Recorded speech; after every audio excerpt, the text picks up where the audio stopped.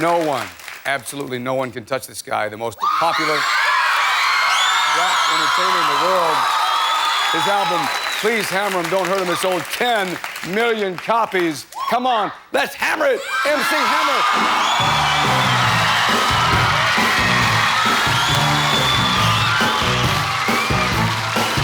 How are you?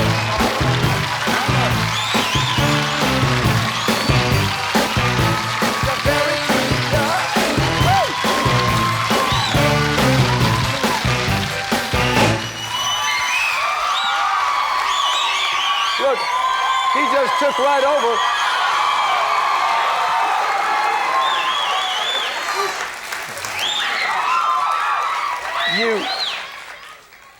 Can I call it? Now, I'm real close with Bo Derek. She lets me call her Buh. So can I call you M?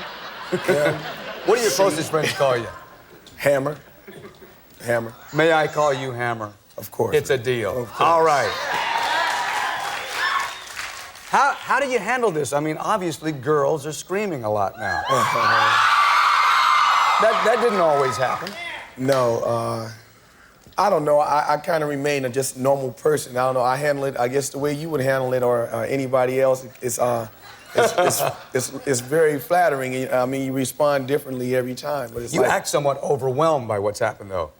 Yes, because I'm used to being an everyday person, going to the mall or, you know, just hanging out somewhere, and I can't really hang out like I used to because it causes a little disturbance. And plus, you got, like, what, there's a whole group of guys. Who are these guys with you?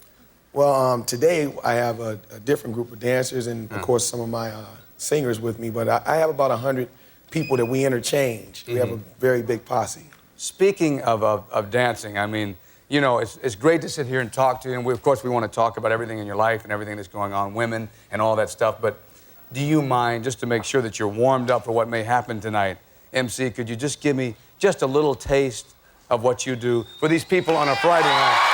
I mean, just a couple of moves I can take home with me for the weekend. Oh, we're gonna save that. We're gonna save that. You wanna save that? We're gonna save that for. We're gonna save that for the shake-up time. Shake-up time? You mean we're gonna have shake-up time? We're gonna shake it up. Ooh! My, all these awards, what, nominated for Soul Train Music Awards just came out. Yes. 5 American Music Awards.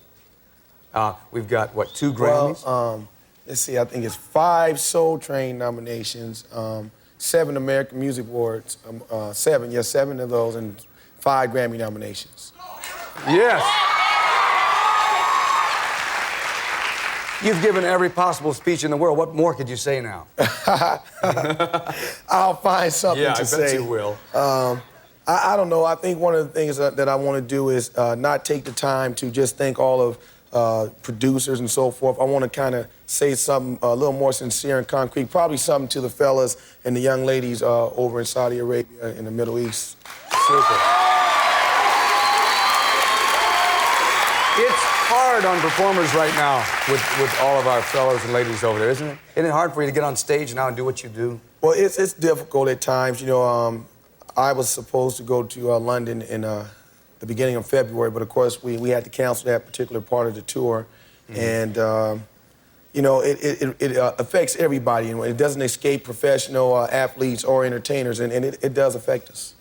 The effect that Charlie Finley had on your career. A lot of people may not know this, but he was, and I talked to Reggie Jackson. He said that you were Charlie Finley with the Oakland A's spy. Were you his spy? Well, I was 11 years old. It was like a joke that the ball players would have when I come down there. They say, uh-oh, he's going to go back and tell Charlie, you know. For those that don't know, though, you worked for the Oakland A's. I worked for the Oakland A's. That's where you started out? Yeah, for about 7 years. And didn't 2 players start your recording career? Dwayne Murphy and Mike Davis, they lent me some money to print up my records and put them out myself when I first started. How did you start out, though? How did you know that you had rap in you? Because it was like 1979. Nobody was really rapping a lot then. Blondie had an album. Right, well, and there was the first big commercial rap record, the Sugar Hill Gang's Rapper's Delight. Right. And that got me. So Really? at the time, I was writing poetry, and I just kind of changed my poems into raps by rapping them, over the instrumental record. Where do your songs come to you? When you're asleep? When you're in planes?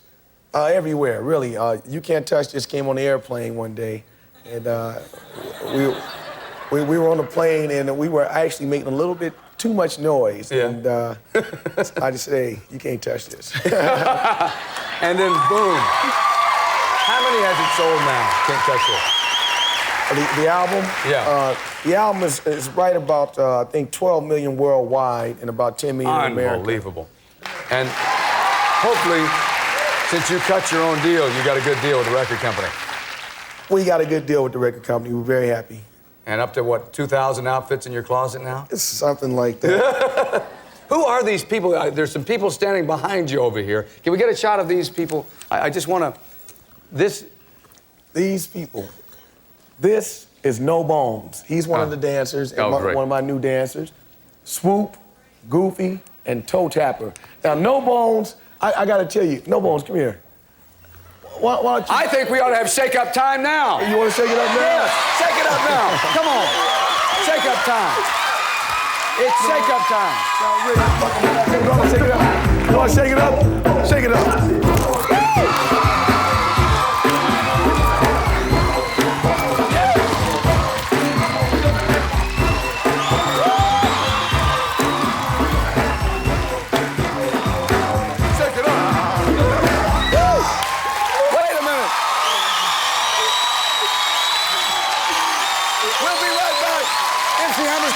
Shake it up into the night.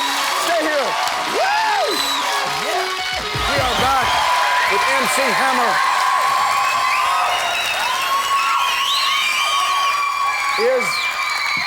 Is rap, like some observers say, a fad? Well, I don't think so. They said for a long time that rock and roll was a fad, and it's still rolling on. And I definitely think, based on the things that I've seen happen, we put a date up for sale in Tokyo last week, and we sold 60,000 tickets in 6 hours. Oh, whoa. So you don't think you've peaked yet at all? No, not at all. I think there's a lot of room for growth as long as we stay, creative. Mm-hmm. And the recognition, obviously, is unbelievable. Does it have any drawbacks, Hammer? Well, none that I would choose to complain about because, I can remember living in an apartment with 8 family members and 2 bedrooms, 3 bedrooms, actually, and... Were they all your brothers and sisters? Yeah, my brothers and sisters. Can you name all 8? Come on. Yes, I can name all 8. Okay. I can name all 8. I had somebody on the show one time who had 10 brothers and sisters, couldn't think of 2 names. Seriously, of their own brothers and sisters. Yeah, I could name them, but I want them to keep working hard. See, most of them work for me. Really? Yeah. What'd you give them for Christmas? Oh, well, some got bonuses, some got my little sister, she got a car. Woo! I love it. Yeah. And, of course, you've got Productions. And I love Productions. When people are talking about production companies, Productions are the best. That's the name of my production company. Yeah. Productions. Yes. How about your parents? Are your parents living? Yes, my mother works in Oakland at the criminal division downtown Oakland for the Oakland Police Department, and my father works in Emeryville, California. What would you tell people about you that would surprise us? What do you do that surprises people? I don't know. I don't know if they know that I'm a real competitor. I'm a real competitor. I like to win. I like to win. And whatever you do, like if we were going to play pool tonight, you want to kick my ass, wouldn't you? I would, and I would stay until I do. Okay. Let's break it down some more. Football. You ever play football? I can throw a football pretty far. I like football a lot. I play baseball, basketball. What position in baseball? Shortstop. I could have guessed that. You know, the little... Yeah. Double play.